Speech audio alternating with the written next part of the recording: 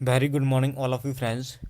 ये रही आपके कक्षा 10वीं के इतिहास से संबंधित महत्वपूर्ण प्रश्न की श्रृंखला, जो अपनी क्लास नंबर 34 है, जिसमें 3 क्लास में अपन ने भूगोल कंप्लीटली कर चुके हैं। और जो प्रश्नों की श्रृंखला है, जो इतिहास की अपन शुरुआत कर रहे हैं आज। तो आप लोगों ने अभी तक चैनल को सब्सक्राइब नहीं किया तो चैनल को ज़रूर सब्सक्राइब कर लें। यहाँ से पर वे क्वेश्चन कराए जाते हैं जो 100% जिनकी आने की संभावना है, और आप कम समय में भी आप अच्छा स्कोर, अच्छी परसेंटेज बना सकते हो।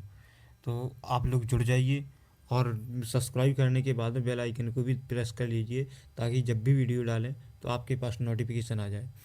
तो आज का प्रश्न शुरुआत करते हैं। जैसे आज का 73वां क्वेश्चन है। 72 प्रश्न अपन कम्प्लीटली कर चुके हैं। तो 72 क्वेश्चन अपन कम्प्लीटली कर चुके हैं। आपका अपना 73वां क्वेश्चन है, जैसे विचारधारा से क्या आशय है। विचारधारा से क्या आशय है? तो विचारधारा किसे कहते हैं? एक खास प्रकार की सामाजिक और राजनीतिक दृष्टि को इंगित करने वाले विचारों का समूह विचारधारा कहलाता है।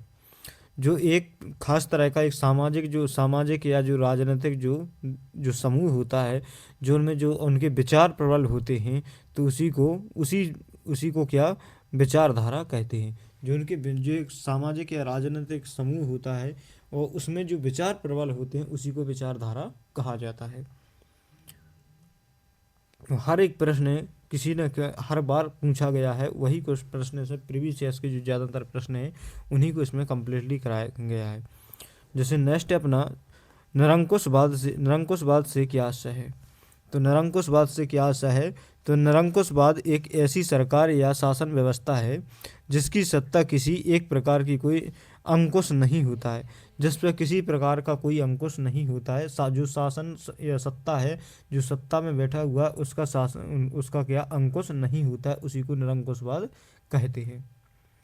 नेक्स्ट जो प्रश्न है, जैसे अपना जनमत संग्रह का क्या अर्थ है। जनमत संग्रह, तो जो जनमत संग्रह एक, जैसे सिंपल परिभाषा में कहा जाए तो जनमत संग्रह क्या है? जन्म का मतलब है जनता, और मत का अर्थ होता है मतदान देना।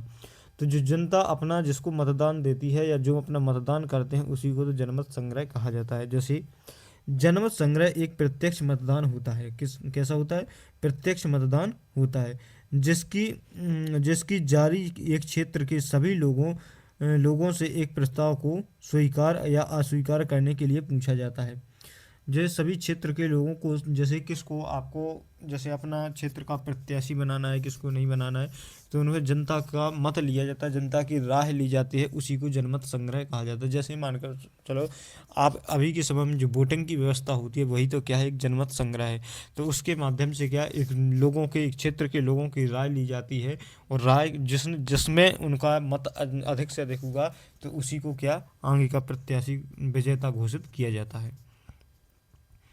नेक्स्ट है, जैसे रूढ़िवादी विचारधारा को समझाइए। रूढ़िवादी विचारधारा, तो जो रूढ़िवादी किसे कहते हैं? जो परंपराओं को मानने वाले होते हैं, उसी को तो रूढ़िवादी। जैसे रूढ़िवादी एक ऐसी राजनीतिक दर्शन है जो परंपरा स्थापित संस्थाओं और रिवाजों पर जोर देते हैं, और तेज बदलाव की बजाय धीमे धीमे विकास पर जोर देते हैं। तेज बदलाव की जगह जो क्या धीमे धीमे विकास पर जोर देते हैं, उसी को क्या रूढ़िवाद कहते हैं। नेक्स्ट है, जैसे कल्पना दर्श क्या है? तो यह एक ऐसा काल्पनिक समाज है जो इतना आदर्श है कि उसका यानी साकार होना लगभग असंभव होता है। जो ज़्यादातर कल्पना के ऊपर काल्पनिक चीज़ों पर ज़्यादातर भरोसा करता है, कि जैसे मान के चलो ये तंत्र विद्या हैं, जैसे कोई तंत्र विद्या है, इन पर ज़्यादातर भरोसा करते हैं। और तंत्र विद्याओं के बाद में जैसे मान के चमत्कारों पर भरोसा करते हैं, तो इन पे ज़्यादातर जो काल्पनिक जी ज़्यादा होते हैं, ज़्यादातर उसी में रहते हैं। कि जैसे मान के चलो कोई चमत्कार होगा या कुछ ऐसा होगा, कि जैसे मान के चलो बिगाड़ करे कुछ मिल जाए, तो ऐसे होते हैं। वो इनका लगभग असंभव, इनका साकार होना लगभग कैसा होता है? असंभव होता है। नेक्स्ट है, जैसे अपना यानी नईवाद से क्या आशा है। नईवाद नहीं, यहाँ पर नारीवाद होना चाहिए। नारीवाद से क्या आशय? नईवाद नहीं, यहाँ पर क्या नारीवाद होना चाहिए था। जैसे यहाँ पर ये लिखा है नारीवाद। तो यहाँ पर देखें, स्त्री पुरुष की सामाजिक, आर्थिक या राजनीतिक समानता की सोच के आधार पर महिलाओं के अधिकारों और हितों का बोध ही नारीवाद कहलाता है। नारीवाद क्या कहलाता है? जैसे जो जहाँ पर पुरुष और स्त्री को बराबर का सम्मान मिले, जितना पुरुष को मिलता है उतना स्त्री को मिले, किसी प्रकार से कोई उनका, जैसे मान के चलो जैसे महिला सशक्तिकरण ना हो, और महिलाओं को हर जगह सम्मान जो जैसे पुरुषों को मिलता है उसी प्रकार से महिलाओं को मिलना चाहिए, वही क्या है, नारीवाद कहलाता है। नेक्स्ट जैसे अपना प्रश्न है, फ्रेडरिक सारियू कौन था? फ्रेडरिक सारियू कौन था? तो फ्रेडरिक सारियू एक फ्रांसीसी कलाकार था, वह 19वीं सदी में प्रसिद्ध हुआ था। फ्रेडरिक कौन था? तो एक फ्रांसीसी कलाकार था जो 19वीं सदी में क्या हुआ था, प्रसिद्ध हुआ था। उसने 1848 ईस्वी में एक लोकतांत्रिक और सामाजिक गणराज्यों के स्वप्न को दर्शाने वाली एक चित्र श्रृंखला बनाई थी। जो लोकतांत्रिक सामाजिक गणराज्यों को दर्शाने वाली एक चित्रकला की एक श्रृंखला बनाई थी, किसने? फ्रेडरिक सारियू ने। नेक्स्ट जो प्रश्न है, हर प्रश्न आने की संभावना है, जो ज़्यादातर प्रश्न पूछा गया है इसको अच्छे तरीके से मेरे को कंठस्थ आप लोग कर लेना। जैसे जलियांवाला बाग हत्याकांड पर टिप्पणी लिखिए, जो कई बार आ चुका है प्रश्न, इसको जरा भी स्किप नहीं करना। हर एक प्रश्न आपके परीक्षा की दृष्टि से बहुत ही महत्वपूर्ण है। जैसे जलियांवाला बाग हत्याकांड क्या था? तो 13 अप्रैल 1919 में अमृतसर यानी पंजाब के जलियांवाला बाग में एक अत्यंत क्रूर और अमानवीय घटना घटी थी। क्या? अत्यंत क्रूर और अमानवीय घटना थी, जिसे जलियांवाला बाग हत्याकांड कहा जाता है। जिसे क्या कहा जाता है? जलियांवाले बाग में ये कांड हुआ था, इसलिए इसे जलियांवाला बाग हत्याकांड कहते हैं। उस दिन बैसाखी के अवसर पर हजारों लोग रोलेक्ट एक्ट के विरोध में शांतिपूर्ण सभा का एकत्रित हुए थे। रोलेक्ट एक्ट के विरोध में के हजारों लोग वहाँ पर शांतिपूर्ण एक सभा कर रहे थे, वहाँ पर एकत्रित होकर क्या कर रहे थे? सभा कर रहे थे। तो ब्रिटिश अधिकारियों जनरल डायर ने बिना किसी चेतावनी के बाग में प्रवेश द्वार को बंद करा के उनके ऊपर, जैसे यहाँ पर डायरेक्टली इसको समझो, तो जलियांवाला बाग हत्याकांड क्या था? तो जो 13 अप्रैल 1919 में अमृतसर का एक जलियांवाला बाग था, वहाँ पर जो लोग क्या थे, जो जनरल डायर था, तो इसने एक रोलेक्ट एक्ट था, इसका विरोध करने के लिए हजारों लोग वहाँ पर एकत्रित हुए। तो हजारों लोग एकत्रित हुए तो जनरल डायर ने क्या किया, बिना किसी चेतावनी के, बिना किसी उसके गेट बंद कर दिए, और उनके ऊपर क्या गोलियां चला दी गई थी। और जब उनके ऊपर गोलियां चला दी गई थी तो वहाँ पर एक कुआं था, तो कुएं में क्या सारे उसमें जान बचाने के लिए उस कुएं में कूदते गए तो इस स्थिति ऐसी हुई कि मतलब उसमें कम से हजारों लोग क्या उसमें कुएं में गिर के मर गए, और जैसे लाशों से कुआं भर गया था। तो ये था क्या? जलियांवाला बाग हत्याकांड। बाकी ये आप लोग ये PDF में आप लोग अच्छी तरीके से रीड कर लेना। नेक्स्ट है जैसे 81वां प्रश्न है अपना, रोलेक्ट एक्ट को समझाइए। रोलेक्ट एक्ट क्या था? तो रोलेक्ट एक्ट 1919 में ब्रिटिश सरकार द्वारा भारत में लागू किया गया था। कब? 1919 में रोलेक्ट एक्ट ब्रिटिश सरकार द्वारा भारत में लागू किया गया था। इसका उद्देश्य क्रांतिकारी गतिविधियों को दबाना बताया गया। जो रोलेक्ट एक्ट था, जो ब्रिटिश सरकार ने भारत में लागू किया था, इसका उद्देश्य था जो क्रांतिकारियों की जो गतिविधियां थी उनको दबाना था। लेकिन वास्तव में यह भारतीयों के नागरिकों के अधिकार को दमन था। जो भारत के जो नागरिक थे, इनके अधिकारों का क्या हो रहा था? दमन हो रहा था। जैसे नेक्स्ट इसके प्रावधान क्या क्या थे, प्रमुख प्रावधान क्या क्या थे? तो इस कानून के तहत सरकार किसी भी व्यक्ति को बिना मुकदमा चलाए जेल में बंद कर सकती है। इसका मुख्य उद्देश्य ये था कि बिना किसी मुकदमे के किसी भी व्यक्ति को जेल में शक के दायरे में भी इसको जेल में बंद कर सकती थी। अपील, दलील और जूरी का अधिकार समाप्त कर दिया था, और प्रेस और सार्वजनिक सभाओं पर भी कड़ी पाबंदी लगा दी गई थी। प्रेस और सभाओं पर भी क्या कर दी गए थे, कड़ी पाबंदी लगा दी थी। और इसके संदिग्ध व्यक्तियों पर विशेष अदालतों में मुकदमे चलाए थे। नेक्स्ट जो अपना प्रश्न है, जो यहाँ से सबसे ज़्यादा प्रश्न आते हैं इस अध्याय से, असहयोग आंदोलन में ग्रामीण और आदिवासी क्षेत्रों की भूमिका का वर्णन कीजिए। जो असहयोग आंदोलन में ग्रामीण और आदिवासियों की क्या भूमिका रही थी। तो असहयोग आंदोलन केवल शहरी आंदोलन नहीं बनाया गया था, बल्कि इसमें ग्रामीण और आदिवासी भारत तक पहुंच गया था, जिससे यह एक जन आंदोलन बन गया था।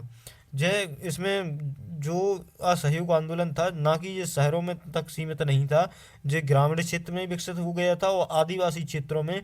और ये कौन सा जब जब सब संपूर्ण भारत में ये आंदोलन फैल गया था, तो ये इसने नाम कौन सा ले लिया था, जन आंदोलन बन गया था। नेक्स्ट है जैसे ग्रामीण क्षेत्रों की भूमिका, ग्रामीण क्षेत्रों की क्या भूमिका रही थी। तो किसानों की सक्रिय भागीदारी, किसानों ने विदेशी वस्त्रों का बहिष्कार किया और खादी अपनाई, यानी करों का विरोध किया। और कई क्षेत्रों में किसानों ने जमींदारों और सरकार द्वारा लगाए गए भारी करों का विरोध किया। जो जमींदारों और सरकार के द्वारा जो लगाए गए थे कर, उनका भी इन लोगों ने विरोध किया था। राष्ट्रीय पंचायतों, यानी गांवों में राष्ट्रीय पंचायतों का गठन हुआ, जिन्होंने विवादों का निपटारा किया और यानी अंग्रेजी अदालतों का बहिष्कार किया। अंग्रेजी अदालतों का क्या किया, बहिष्कार किया। चोरी चोरा जैसी घटनाएं, ग्रामीण असंतोष की तीव्रता, आंदोलन की व्यापकता को दिखाया गया। वो हिंसा के कारण आंदोलन वापस लेना पड़ा, हिंसा के कारण आंदोलन कैसा जी वापस लेना पड़ा।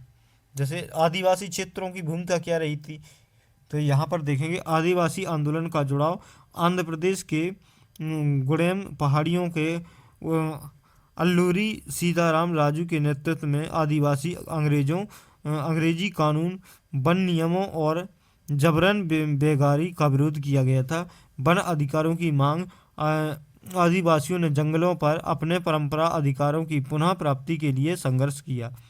पुनः प्राप्ति के लिए क्या किया, उन्होंने संघर्ष किया। और अनुपनिवेशक दमन का यानी प्रतिरोध, आदिवासी समुदाय ने पुलिस चौकियों और सरकारी टीमों का बहिष्कार किया था। नेक्स्ट है जैसे अपना प्रश्न है, भारत के लोगों ने रॉलेट एक्ट का विरोध क्यों किया था। तो रॉलेट एक्ट का विरोध क्यों किया था, जी बहुत बार प्रश्न पूछा गया है। तो रॉलेट एक्ट एक भारतीय सदस्यों की भारी विरोध का बावजूद बहुत जल्दीबाजी में पारित किया गया था। इस कानून के जरिए सरकार को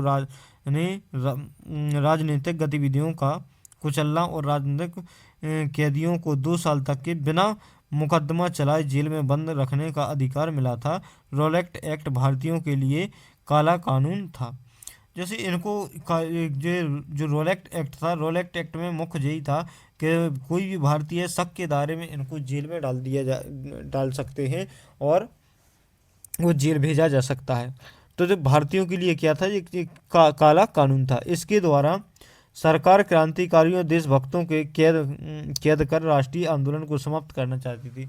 जो राष्ट्रीय आंदोलन चल रहा था, एक आज़ादी का आंदोलन चल रहा था, तो इसको क्या समाप्त करना चाहती थी, कौन, ब्रिटिश सरकार।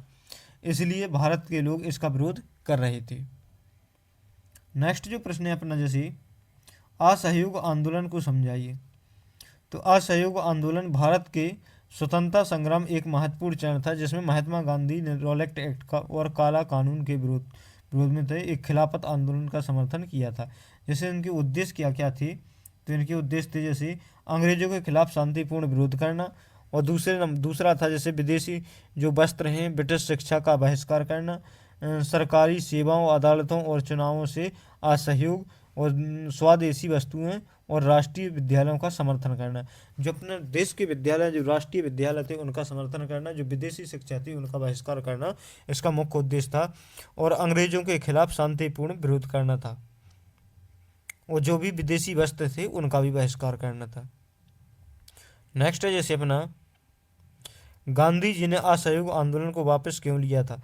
क्योंकि 15 फरवरी 1922 में गोरखपुर के चोरा चोरी में के बाजार में गुजर रहे थे एक शांतिपूर्ण जुलूस था। हिंसा के टकराव में जो क्या जनता ने आवेश में आकर थाने और चौकियों सिपाहियों की हत्या कर दी थी।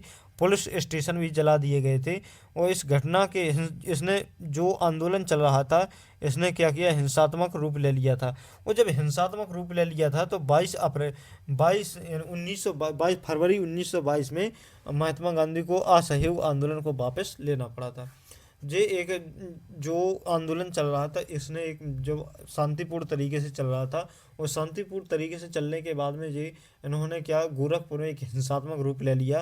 और जब हिंसात्मक रूप ले लिया तो जनता ने आक्रोश में आकर तो कई पुलिस स्टेशन जला दिए थे। और जब पुलिस स्टेशन जलाए, कई लोगों को मारा पीटा, तो इन्होंने आगजनी करी। तो महात्मा गांधी को जब मजबूरन इस आंदोलन को वापस लेना पड़ा था। नेक्स्ट जो प्रश्न है, जैसे बहुत ही महत्वपूर्ण प्रश्न है, और असहयोग आंदोलन किन किन का बहिष्कार करने का हिदायत देती है। तो असहयोग आंदोलन में यानी सरकारी पद वियोग, सरकारी नौकरियों और पुलिस अदालतों, परिषदों, स्कूल और विदेशी वस्तुओं का बहिष्कार करने का इसमें हिदायत दी गई थी। नेक्स्ट है जो अपना, जो बहिष्कार से आप क्या समझते हैं। तो किसी के साथ संपर्क रखने और जुड़ने से इनकार करना, या गतिविधियों से हिस्सेदारी, चीज़ों की खरीद व इस्तेमाल करने से इनकार करना ही क्या कहलाता है, बहिष्कार कहलाता है। या किसी चीज़ को ना खरीदना, या किसी चीज़ को, अब बहिष्कार क्या कहलाता है, जो किसी के साथ ना जुड़ना, भाई क्या कहलाता है, बहिष्कार। तो थैंक यू दोस्तों, आज के लिए बस इतना ही। मिलते हैं नेक्स्ट वीडियो में। इसी प्रकार के इंटरेस्टिंग वीडियो देखने के लिए इस चैनल को जरूर सब्सक्राइब कर लें। यहाँ पर सभी प्रकार के आप लोगों को हर सब्जेक्ट के आपको नोट्स मिलेंगे और फ्री ऑफ कॉस्ट मिलेंगे। आप टेलीग्राम ग्रुप से और व्हाट्सअप, जो डिस्क्रिप्शन में व्हाट्सअप ग्रुप की जो व्हाट्सअप ग्रुप का जो नंबर दिया है उस पर मैसेज करिए, आप लोगों को वहाँ पर पीडीएफ मिल जाएगी। पीडीएफ लिख के पीडीएफ चाहिए, इस प्रकार से मैसेज कर दीजिए उस नंबर पे, तो आप लोगों को पीडीएफ सेंड कर दी जाएगी। तो थैंक यू दोस्तों।